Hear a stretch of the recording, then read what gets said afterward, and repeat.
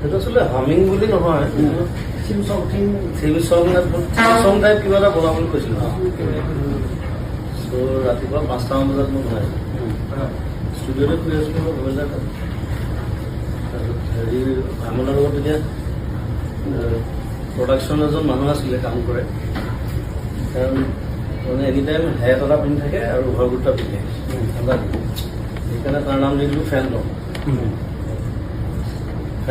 ফেণ্টমে তেনেকৈ থাকে, এতিয়াও ফেণ্টম বুলিয়ে চিনি পায়। সি গৈ মোক জগাইছে মানে 3বাৰমান জগাই, মোৰ লাষ্টত খং উঠিছে। মই সেইবিলাক কিবৰ্ডখন ল'লোঁ আৰু এতিয়া মই কিবৰ্ডতে প্ৰগ্ৰামিং কৰোঁ, তেতিয়া ছফ্টৱেৰবিলাক অহা নাই।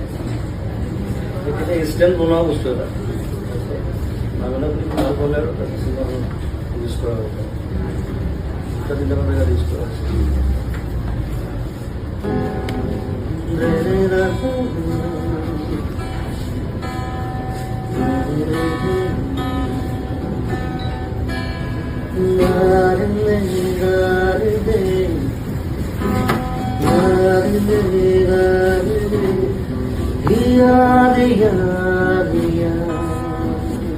এনেকুৱা আছিলে চাগে পাহৰিছোঁ। যিহেতু এই যেতিয়া হেৰি এই হামিংটো যেতিয়া ক্লিপবিলাক শ্বেয়াৰ হৈ আছে তাত